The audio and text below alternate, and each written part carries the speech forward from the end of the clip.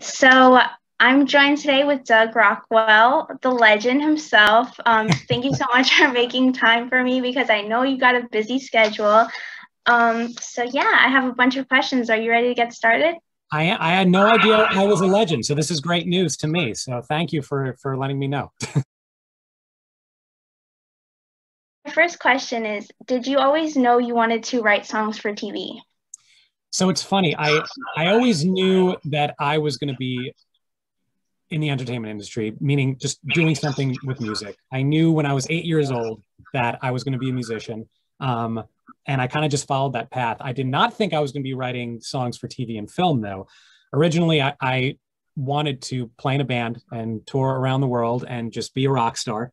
And I did that for a little while. I wouldn't say I was a rock star, but I played in some bands that, we were signed to a label and we released music and, we had fans across the country, which was cool.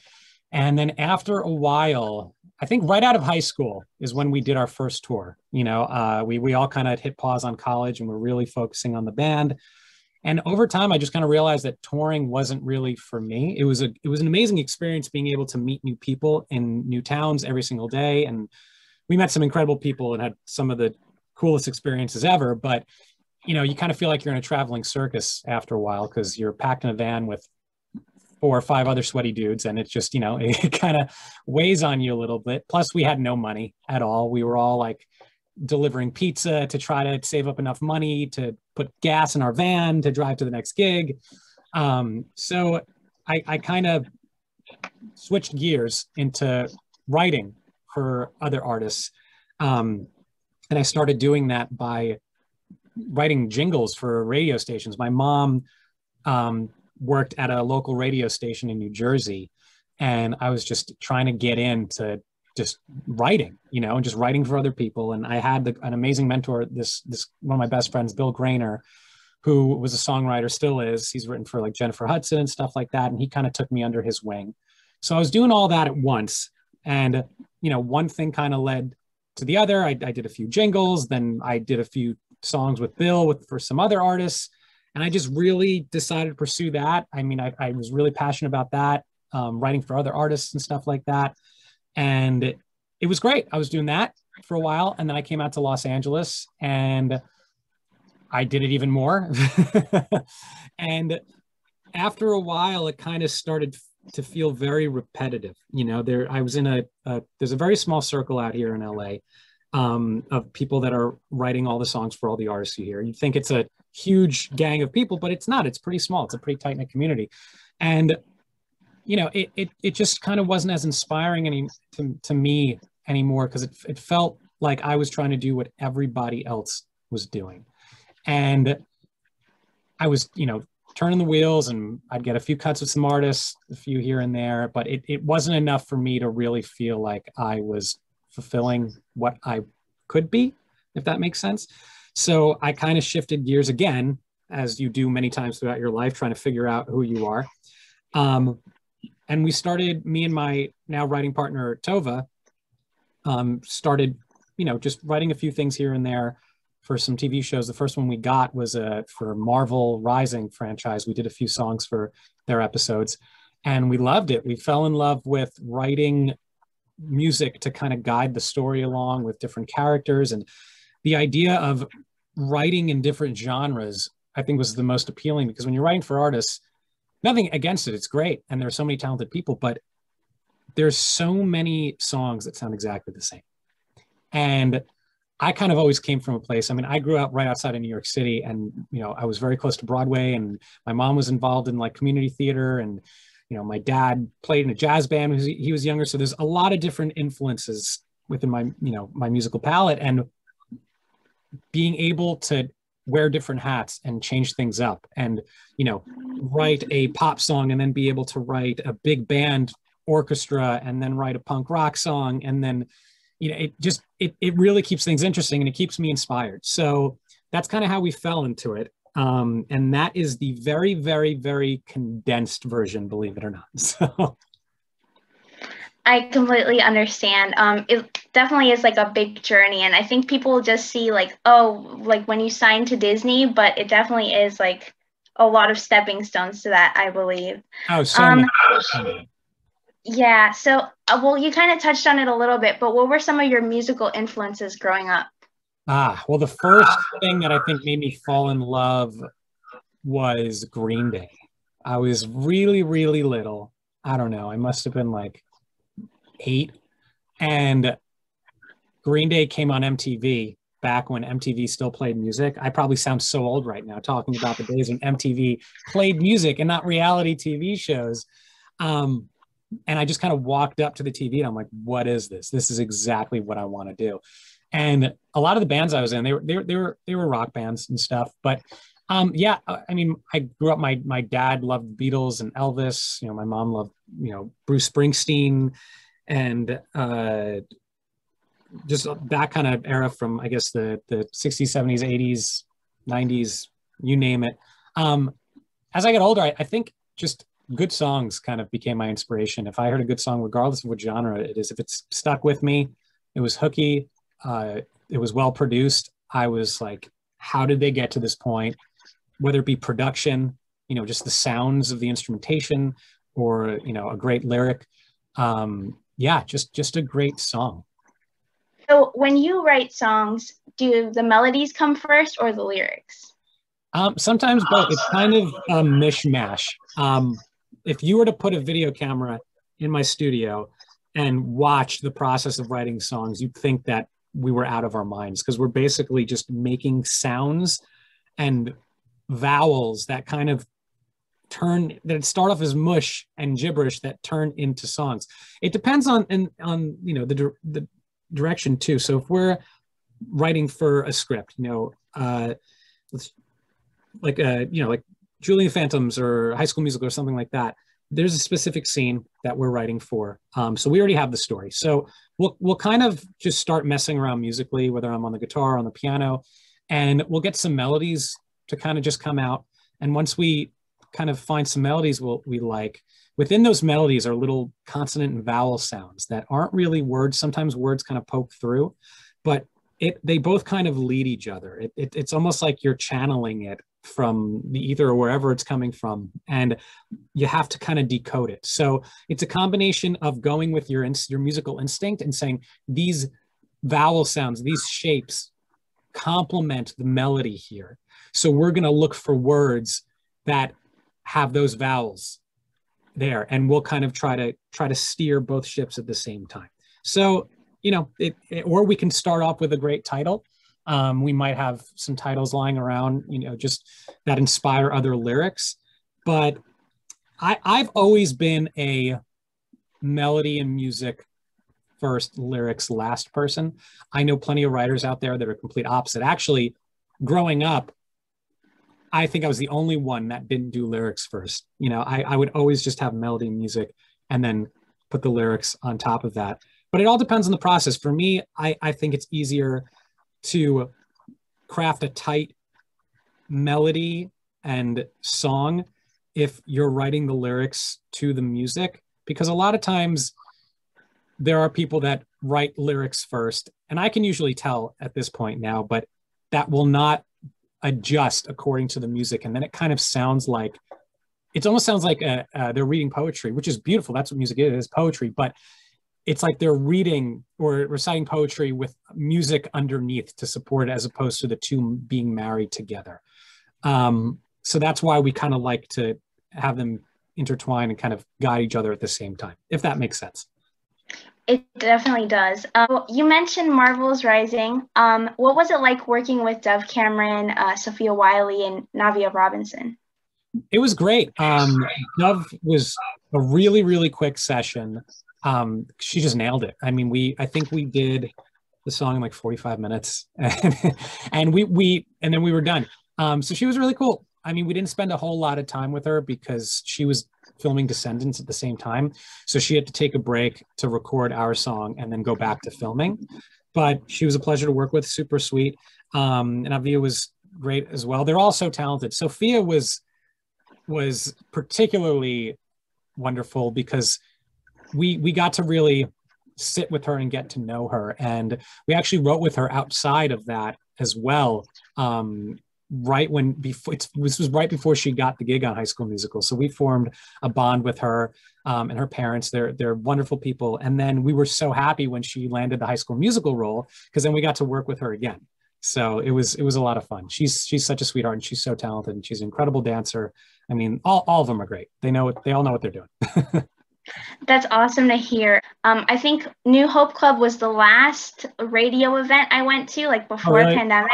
Nice. Yeah, so I wanted to ask you about what was it like working with them on their the song Water, and like did you help them develop their sound, because that was kind of when they were just starting out, I believe. Yeah, we worked with them right when they signed. I think it was a co-venture with Universal or Virgin in the UK, and then Disney Hollywood Records in the US.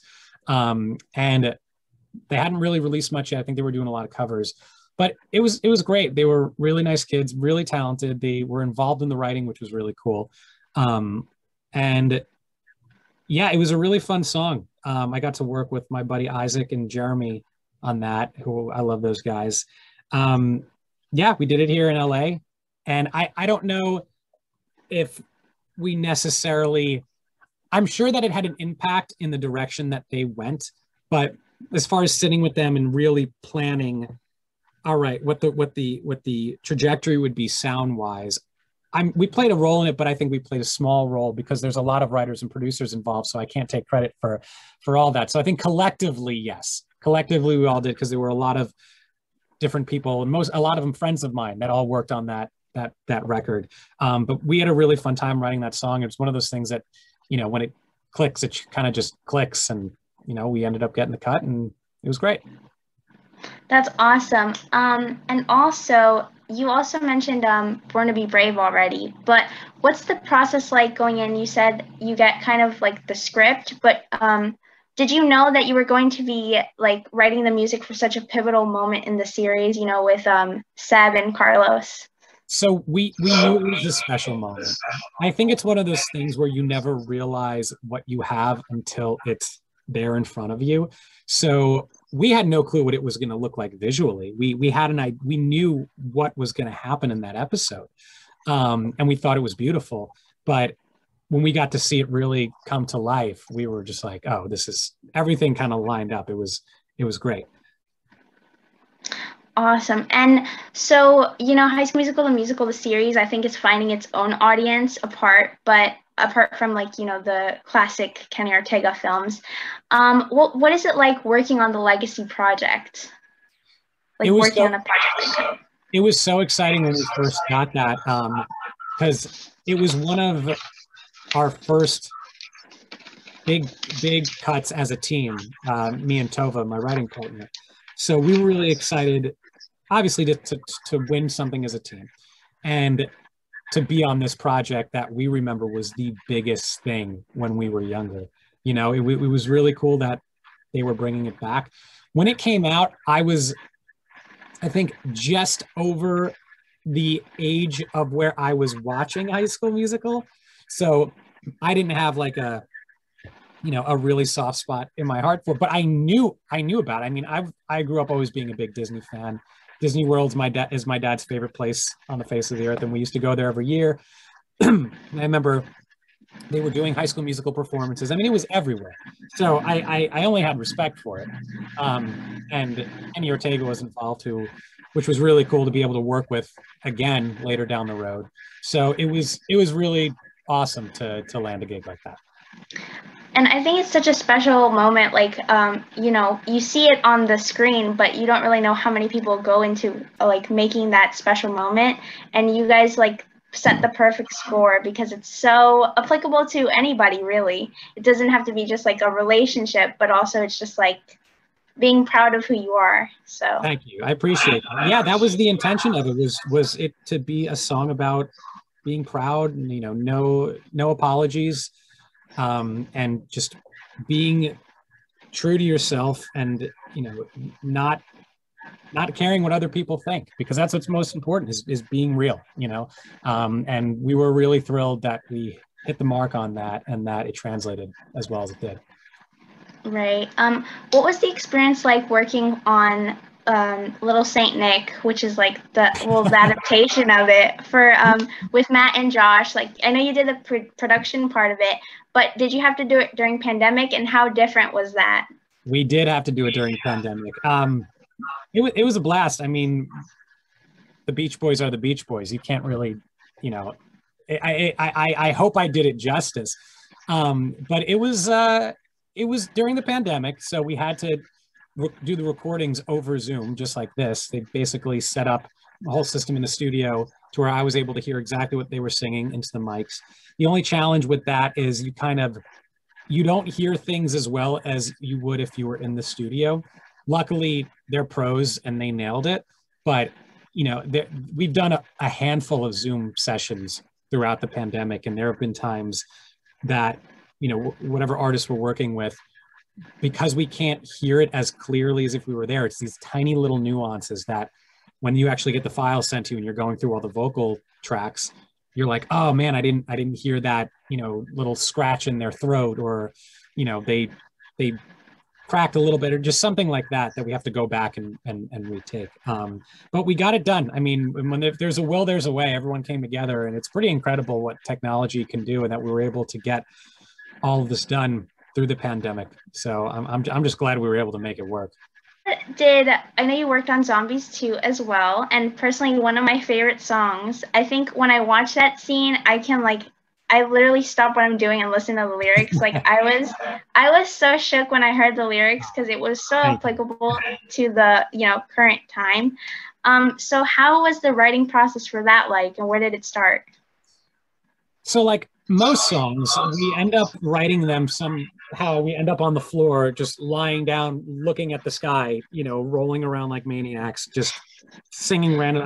It's so funny. I should videotape it and just put it up on like TikTok or something one day. But yeah, it's the same story. We got the script. We knew that it was supposed to be kind of an epic moment, and a very important one that really was making a statement. That I think was the most important thing, was them taking a stand, not backing down.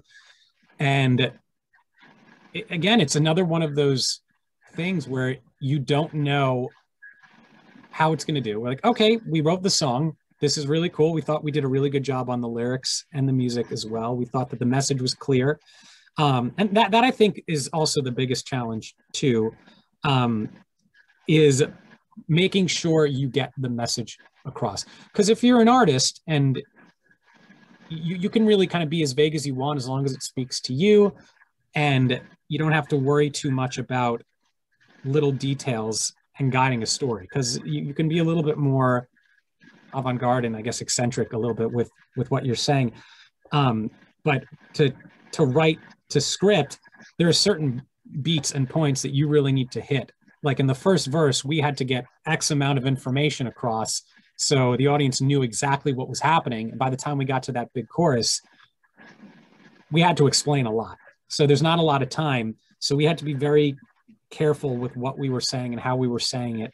And there were a few revisions, because you also have, you know, director and writers involved that are changing the script because they're realizing something on their end needs to be tweaked. So if that happens, we have to go back and then tweak stuff on our end. So go back and forth a little bit, and then really making sure we flesh it out, no pun intended. And when it came out, we weren't expecting it to be the breakthrough song of the movie. I think within the first 24, 48 hours, I think it was a couple million, and I think it was views on YouTube, and it was trending #2 on YouTube as well. And I think now it has, you know, well over 160 million streams on YouTube, all across. I'm sure there are more, but it was pretty crazy to see it blow up like that. Right. Did you guys get to collaborate with the choreographer Jennifer Weber as well? Yeah. So we didn't work with her directly on Zombies. She actually hit us up after the movie came out, and she's like, "Hey guys, I'm Jen. I choreographed the whole movie, and you know, the song Flesh and Bone that we did, it blew up." And we're like, "Oh my God, Jen, we have to meet her. Are you in LA?" And she's originally from New York, so that's where, you know, I'm from too. So I'm like, now we definitely have to meet up. So we got coffee with her right before the pandemic hit, And it was great. We became instant friends, and we actually got to work with her through the pandemic. We did a theater piece with her for the Bushnell Performing Arts Center in Connecticut that she's working on, kind of reviving theater now that things are slowly starting to come back to life. And we got to do all the music for it, which was really exciting. So Jen's great. We still talk to her and are still friends to this day. So yeah. That's definitely awesome. I'm a dancer as well, and I think it's so crazy how well like Jennifer like meshed the steps to your song, because I know that as a choreographer, like, or a dancer, we always write or create to the lyrics. So it was just a great partnership, even though you guys, you know, didn't collaborate directly. Well, yeah, she's great. She's extremely talented, and she's done some incredible stuff in the theater world as well. I mean, she's got a very wide range of projects that she's done. So she's very, very, very talented. So how did your involvement start with that project? So we got a phone call from our friend Colleen, who we knew from working on a few Nickelodeon projects, and she had moved to Netflix. And she called us up. She's like, "Hey, we're developing a new show. Kenny Ortega's directing it, and we're reaching out to a very small group of songwriters to hop on this," which was exciting for us to hear, because sometimes, you know, there's so many writers on certain projects. You know, you're limited to what you're able to contribute. So we were immediately like, "Yes, please tell us. We would love to be involved." We love Colleen. And we thought it would be really cool to work with Kenny and also do a project with Netflix. And they told us a little bit about it, that it was, you know, originally shown in Brazil and that they were going to bring over to the States. And Colleen is really great at what she does, and she knows her writers, and she was able to handpick what she thought they would be the best at. So we all kind of contributed a few things, and not everyone got the song that because some of us contributed songs for the same moments. So we all kind of did everything, and they kind of picked from the batch which ones they were going to use. We all got songs in there, but we didn't know which ones we were going to get. So we got Now or Never, which is the opening song for Sunset Curve, and then The Other Side of Hollywood, which Cheyenne Jackson sings. And it was that show particularly, I think, was the most fun that we had working on anything. And don't get me wrong, everything else we had done up to this point, we're very lucky that we have not had a bad experience, and everyone is extremely wonderful, extremely passionate, very professional. Like no one's going around making enemies. Like everyone's just genuinely nice people. But for Julie and the Phantoms, we were more involved in the whole process from the ground up, which was like High School Musical existed. You know, that was a huge thing. They had a lot going on, and same for Marvel. But this was kind of a brand new thing here in the States.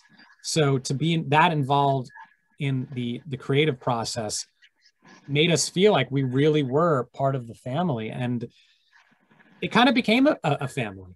And we made great relationships and great friends. I mean, we still talk to a lot of those people on a weekly basis.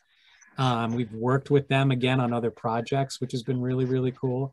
And it was really great to see the fans kind of flock and just really become really dedicated to it. So it was really, really nice to be part of something that has been so special.